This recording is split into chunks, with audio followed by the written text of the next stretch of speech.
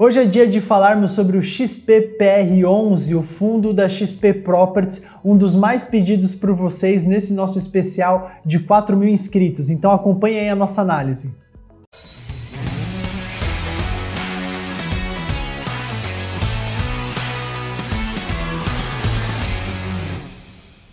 Fala pessoal, tudo bem? Sejam bem-vindos a mais um vídeo aqui no canal da Buildings. E hoje, bom, como vocês viram aqui no título, é dia de nós falarmos sobre o XPPR11, um dos fundos, na verdade o fundo mais pedido por vocês lá no nosso Instagram. Se você ainda não acompanha a gente, segue lá a gente no buildings.company, vamos deixar o link aqui embaixo, deve estar aparecendo na tela. A gente estava muito perto, na verdade, nessa última semana, de chegar aos 4.000 inscritos aqui no YouTube. Para a gente foi uma ascensão bem grande. Alguns meses atrás nós tínhamos apenas 300 inscritos, então agradecer a todo mundo que acompanha a gente. E quando a gente estava próximo de bater essa marca, a gente fez uma pergunta para os nossos seguidores de qual fundo imobiliário ou qual tema eles gostariam que nós trouxéssemos para um especial de 4.000 inscritos no canal. E com uma larga vantagem, o XPPR11 foi um dos fundos imobiliários que vocês mais pediram. Então, bom, cá estamos nós aqui para fazer essa análise. Então, eu queria agradecer a todo mundo que participou e já te convidar, se você está aqui acompanhando esse vídeo e ainda não é inscrito no nosso canal, a se inscrever e a comentar também, dividir conosco a tua opinião. Dividindo aqui minha tela com vocês, indo direto ao ponto, vocês sabem que podem digitar lá XPPR11 no site do Funds Explorer e vocês terão diversas informações atuais sobre esse fundo imobiliário, de liquidez, de dividend yield, de patrimônio, etc. Algum resumo também das cotações, então a gente viu que nesses últimos dias ele teve uma queda no valor das cotações, uma questão também de dividendos, que a gente viu que também teve um impacto no dividendo nesses últimos meses, mas tudo isso é temporário, os dividendos vêm e vão, dependem bastante das locações, a gente quer mais olhar os ativos que estão dentro do fundo imobiliário. E aí a gente chega nessa parte da localização dos ativos, que aqui no Funds Explorer está exposta, e aí na última página, aqui no finalzinho da página, na verdade, a gente tem essa parte de comunicados, e eu te indico a olhar os relatórios, tanto no próprio site do Funds Explorer, você consegue acessar esses relatórios, ou no próprio site da gestora. Então é mandatório para você, na hora de fazer uma escolha de fundo imobiliário para investir ou acompanhar aqueles fundos imobiliários que você investiu, que você leia os relatórios gerenciais, que é onde a gestora tem a oportunidade de se comunicar com você e dizer um pouco também da percepção de mercado, o que está acontecendo com aqueles imóveis. Então, como vocês já sabem, eu vou pular algumas análises macroeconômicas que a XP faz aqui, a ideia é a gente ir mais direto no ponto imobiliário, e eu queria comentar sobre esses 5 ativos que o XPPR tem hoje pronto no seu portfólio e também comentar sobre o Faria Lima Plaza, que é a mais recente aquisição do fundo imobiliário, que eles adquiriram 40% desse ativo através da compra de ações, né? Então, vamos migrar aqui para o CRTool, que é a plataforma da Buildings de análise de dados. Aqui no CRTool eu vou digitar então XPPR11, fazer uma busca por fundo imobiliário. Vou abrir aqui o XPPR11. E aqui a gente vai começar a ver alguns dados macro desse fundo imobiliário, como a ABL do fundo, a disponibilidade, a taxa de vacância e etc. Então, bom, aqui com as informações do fundo a gente consegue ver as propriedades que ele tem e divididas também no mapa, tá? Então aqui de cara, batendo o olho no mapa, a gente já vê que eles têm uma exposição para São Paulo, não em uma única região, mas em algumas regiões na cidade, e também uma exposição para Faville de 2 empreendimentos que são literalmente vizinhos um do outro, tá? O portfólio deles é 100% um portfólio de escritório, sendo que majoritariamente os prédios deles são de padrão classe A, sendo que 73% são de padrão AAA, que são de fato os melhores empreendimentos, tá? Como principais inquilinos, eles têm Cielo, HP, Elopar, Merck, Netflix e alguns outros inquilinos que a gente pode ver por aqui. E aqui tem alguns detalhes da última transação que eles fizeram de compra da HSI de 40% do Faria Lima Plaza e algumas outras coisas que a gente pode conversar mais para frente. Mas vamos direto nessa parte de propriedades, que é o que a gente gosta de fazer aqui no canal, e vamos analisar uma por uma, tá? A primeira que parece aqui pra gente é o Santa Catarina. O edifício Santa Catarina é um edifício bem icônico que fica na Avenida Paulista, é um edifício que data de 2007, então é um edifício que não é tão antigo assim, ele nem chegou nesse primeiro ciclo de 20 anos, um empreendimento que tem um histórico de vacância muito baixo até, mas antes de falar sobre isso, vamos dar uma olhada como que ele está hoje, tá? Então olha só, hoje ele tem aqui basicamente 3 espaços vagos, então o 4º andar inteiro e metade do 8º andar, que é de propriedade do fundo imobiliário, tá? A gente pode ver aqui que o fundo imobiliário está pedindo R$120 na locação desse imóvel na Faria Lima, e esse imóvel já chegou em algum momento a transacionar até a R$150 em outros anos, quando o mercado estava com uma vacância muito baixa, então é um ativo que consegue pegar esse tipo de preço, tá? Para vocês que acompanham a gente aqui no canal, a gente sempre comenta da questão da propriedade do fundo imobiliário versus outras propriedades, né, dentro do mesmo ativo. Eu não estou dizendo que isso é uma coisa ruim, de uma forma geral, olhando numa visão de longo prazo, não é ruim que o fundo tenha exposição a uma participação pequena ou até relevante, mas que não seja detentor de 100% do fundo. Isso não é um problema. Mas qual é um dos problemas que isso pode trazer uma dificuldade a mais? É quando você possui uma vacância em mais de um proprietário. Naturalmente, você vai ter uma concorrência dentro do próprio ativo. Então, nesse caso, a gente está vendo que tem um proprietário privado que tem um andar inteiro disponível e o fundo que aparece com metade do andar disponível. Então, eventualmente, um inquilino é de se imaginar que quando ele for visitar o espaço do fundo imobiliário, que seja natural que ele também dê uma olhada no outro espaço do outro proprietário e que haja uma competição de preços. Então, isso tende a baratear um pouco o valor fechado de aluguel, tá? Mas em contrapartida, quando a gente olha aqui a parte histórica desse empreendimento, a gente pode ver que ele, nos últimos 4 trimestres, 4 trimestres, no último ano, ele esteve com a vacância zerada nesse empreendimento, né, nesse edifício, e a vacância apareceu agora de 500 metros no 4º tri de 2020, e pelo que a gente pode ver, a vacância já cresceu um pouquinho, porque aqui a gente tem 500 metros no 4º andar, mais 500 no 8º, então a vacância do prédio aumentou um pouquinho agora já no primeiro tri de 21.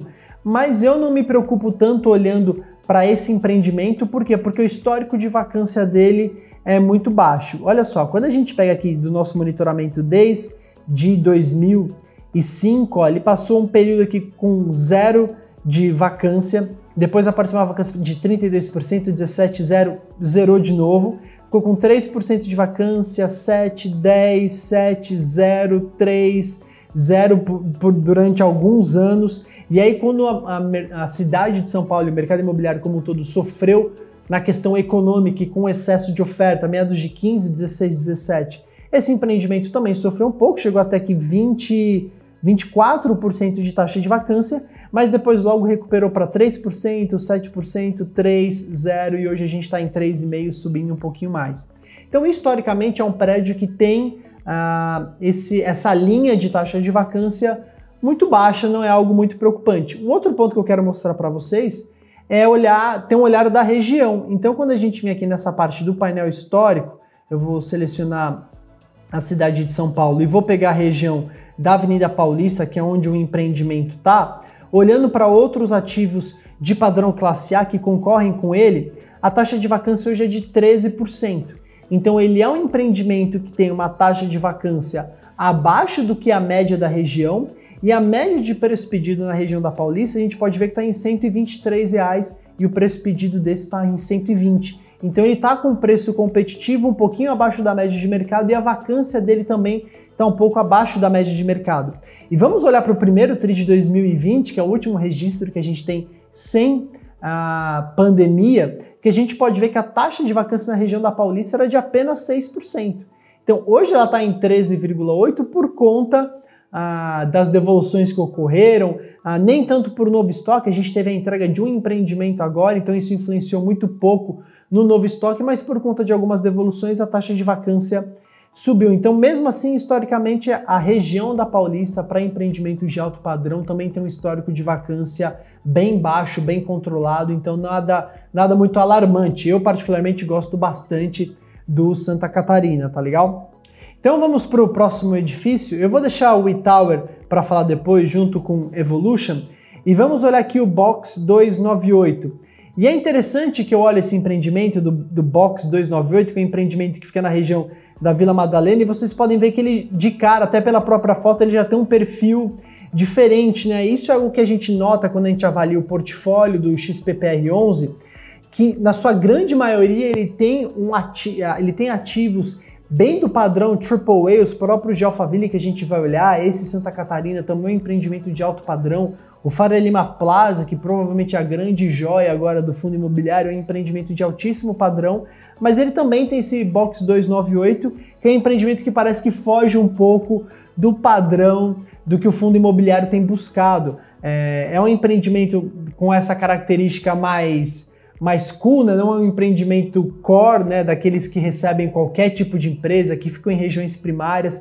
Então ele é um empreendimento que está na Vila Madalena, que não é uma região tão centralizada do ponto de vista de escritórios, ela tem uma outra característica, até de moradia, de jovens têm procurado muito essa região, mas, pois bem, o fundo tem essa exposição que é pequena, então tem uma grande propriedade aqui da Ideias Arvos, e o fundo hoje está com o 8º andar, ou seja, o último andar desse prédio, que está 100% também disponível. Ele tinha uma ocupação nos trimestres anteriores, mas agora surgiu essa disponibilidade do 8º andar, e agora é uma boa oportunidade para a gestora comprovar também a tese de investimentos para ver o tipo de empresa que ela vai conseguir atrair para essa região e etc.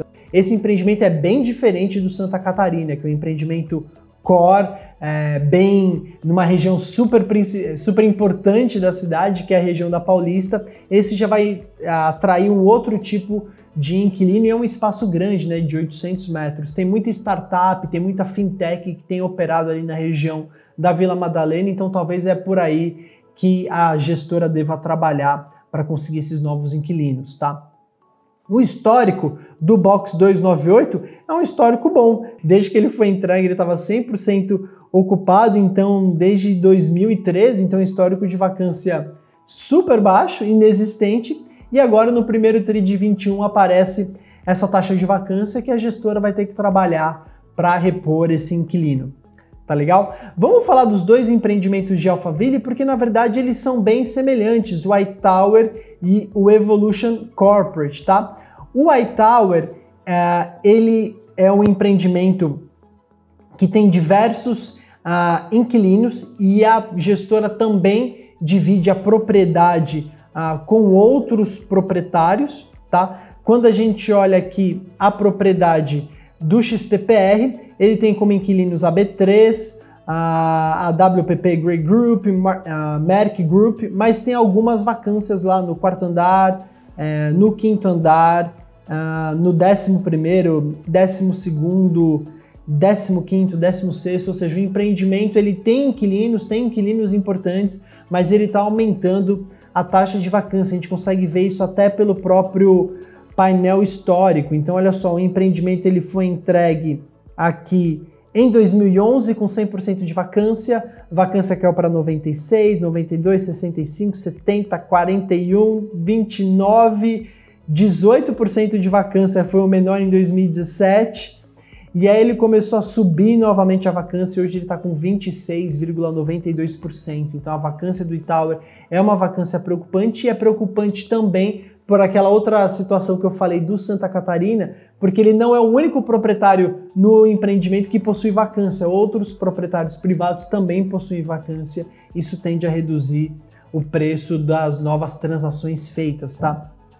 O cenário é muito parecido para o outro empreendimento do Evolution Corporate, tá? O Evolution Corporate, quando a gente vê aqui na parte de conjuntos e valores, a gente vê que tem, aí lá você tem outros fundos imobiliários que também têm participação. A gente fez um vídeo sobre o RECT11, que a gente vai deixar no card aqui também. O RECT tem exposição para o Evolution Corporate, o XPPR também tem uma boa parte do empreendimento, A vacância do XPPR nesse empreendimento não é tão grande assim, é uma vacância do 13º e 14º andar, são 2 andares apenas, mas quando a gente olha o histórico do Evolution Corporate, ele tem um histórico um pouco melhor do que o do iTower, até porque ele é um empreendimento mais novo, ficou pronto em 2014, tá? Ele teve uma absorção até que rápida, em 1 ano e meio ele estava já 100% ocupado, aí surgiu uma vacância de 6%, 3%, 0%, 3%, e agora está em 6%, 14%, 11,5%, enfim, a vacância dele está mexendo bastante, mas hoje ele está próximo aí de 11%, 12%. Então a vacância do Evolution é bem menor do que a vacância do iTower, que está em 27%. Qual que é o problema? Que os dois são vizinhos. Então os próprios empreendimentos acabam concorrendo entre eles mesmos. A gestora vai ter que fazer um trabalho para ocupar os dois na mesma região em condições muito semelhantes, tá? E aí vamos falar de Alphaville, porque particularmente eu acho que a gestora pode encontrar uma dificuldade maior aqui. Quando a gente faz essa mesma análise de painel histórico, eu vou selecionar a cidade de Barueri, que é um outro município, né? Alphaville não fica em São Paulo capital, fica na cidade de Barueri. Quando a gente olha a taxa de vacância para empreendimentos de alto padrão em Barueri, a taxa de vacância hoje está em 28,27%, de acordo com o nosso consolidado do 4º trimestre de 2020, tá?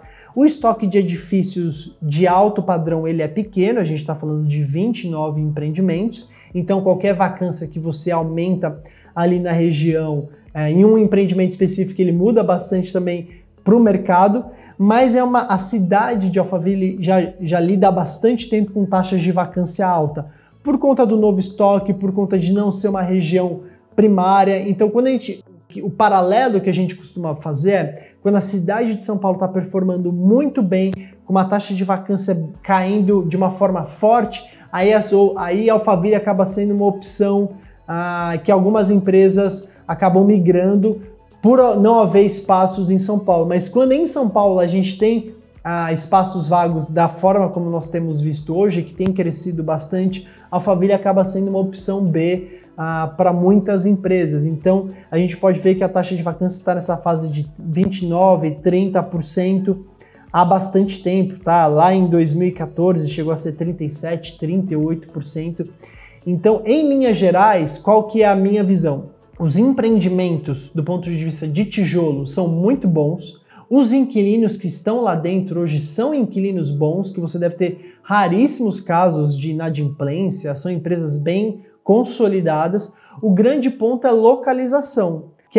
Apesar de eles estarem muito bem localizados em Alphaville, Alphaville sofre com esse tipo de taxa de vacância alta há bastante tempo. Então é isso que o investidor precisa levar em consideração na hora de investir em XPPR, é que existe a chance da gestora encontrar uma dificuldade maior na hora de repor esses inquilinos que eventualmente ela está perdendo e também de repor essa vacância que já existe. Então, bora para o próximo empreendimento aqui, Módulo Rebouças. O Módulo Rebouças é muito fácil de falar, é um empreendimento que ele está 100% locado para Nubank desde a sua entrega. Deixa eu até pegar aqui a data de entrega dele, que eu não lembro de cabeça. Ele foi entregue em 2015 e desde 2015 ele está 100% alugado para Nubank, que por enquanto não há nenhum indicativo de que a Nubank vai devolver espaços ou devolver o empreendimento como um todo. Então é um empreendimento bem localizado ali, a Avenida Rebouças, apesar de ser bem tradicional em São Paulo, carece de empreendimentos de alto padrão e o Módulo Rebouças é um empreendimento com essa característica. Então eu vejo aqui uma posição segura do fundo imobiliário, tá? Um empreendimento que tem esse histórico de vacância zerado desde a sua entrega. Deixa eu fazer uma pausa aqui no vídeo só para te fazer um convite. Se você ainda não baixou para o seu celular o Buildings Mobile, baixa agora na sua loja, tanto na Apple Store ou na Play Store, que você consegue criar uma conta gratuita no Buildings Mobile e acompanhar diversas informações como a BL, taxa de vacância, a média de preços para qualquer um dos ativos que estão em fundo imobiliário ou não. Então tem muita informação gratuita lá que você pode usar bastante nas suas análises. E por fim a gente chega para o último empreendimento, o Faria Lima Plaza, que é agora a bola da vez do XPPR, que é um empreendimento que ele tem entrega prevista para maio de 21. Até aqui no próprio relatório da gestora, ela coloca as fotos de como está o andamento da construção.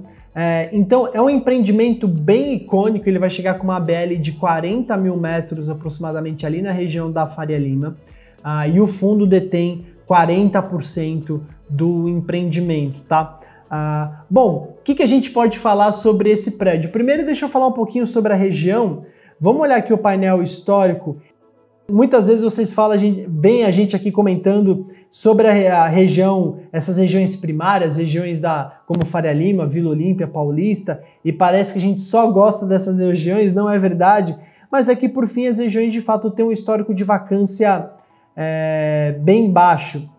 Então, olha só, quando a gente fala dessa região da Faria Lima e da nova Faria Lima, que é basicamente com quem o Faria Lima Plaza vai concorrer, a gente está falando de um universo de 53 imóveis, tá?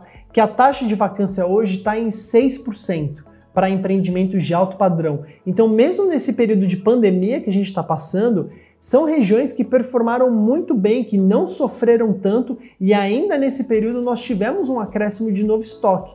Então, olha só, quando eu olho o histórico dessas regiões, a taxa de vacância no quarto tri estava em 6%, mas no primeiro tri de 20, quando a gente entrou nesse ano, antes da pandemia, a taxa de vacância era de apenas 2,7%. E olha só que nós tivemos mais de 60 mil metros de novo estoque no meio da pandemia. Ou seja, muito provavelmente a vacância aumentou mais por essas novas entregas que aconteceram do que por empresas que devolveram e decidiram reduzir espaços ou sair da região. Fato é que parte dessa entrega que aconteceu já veio para o mercado pré-locada, não chegou 100% vaga, mas ainda assim teve um impacto na vacância. Então a gente pode ver que a Faria Lima tem sim um histórico de vacância muito baixo, principalmente nesses últimos anos, quando a gente olha pós 2007, que aí o mercado como um todo sofreu por conta do excesso de entregas, mas a Faria Lima foi uma das regiões que recuperou da forma mais rápida possível. Então, nesse aspecto, o Faria Lima Plaza ele está super bem localizado porque ele está colado nesses empreendimentos da Faria Lima. Por que eu digo colado? Porque a Faria Lima, se você não conhece São Paulo, ela tem alguns trechos que a gente vai dividir aqui basicamente em 3. O que a gente chama de Nova Faria Lima, que é aquela região que fica o cruzamento entre a Avenida Faria Lima e a Juscelino Kubitschek, que são duas avenidas bem importantes da cidade. Naquela região você está muito próximo da Vila Olímpia, então é a continuação da Vila Olímpia, e ali você tem diversos empreendimentos icônicos, como o Pátio Malzone, que é onde está o Google, o próprio BTG, você tem o São Paulo Corporate Towers, que é onde a XP tem ocupação, você tem o Faria Lima 4440, que é um empreendimento do PVBI 11, você tem ali uma porção de empreendimentos de altíssimo padrão que hoje as principais empresas de tecnologia, os bancos de investimento querem estar. Aí você tem a segunda parte da Faria Lima, que a gente pode chamar aqui da Faria Lima mais velha, que fica em frente ao shopping Iguatemi. Ali você não tem uma porção tão grande de empreendimentos de padrão classe A, mas você tem alguma coisa mais boutique, alguns empreendimentos menores, e ainda assim a taxa de vacância é super baixa, uma região bem concorrida. E aí você vai na Faria Lima até a Rebouças, e para lá da Rebouças você tem a Faria Lima voltada mais para o lado de Pinheiros, que é onde está o Faria Lima Plaza. Então, existem duas formas de você olhar a localização fina do Faria Lima Plaza. Tem gente que vai olhar e vai dizer, bom, ele está muito afastado do que é o coração da Faria Lima, que seria a parte da nova Faria Lima, que é o cruzamento com a JK, onde estão os principais empreendimentos, talvez, da cidade.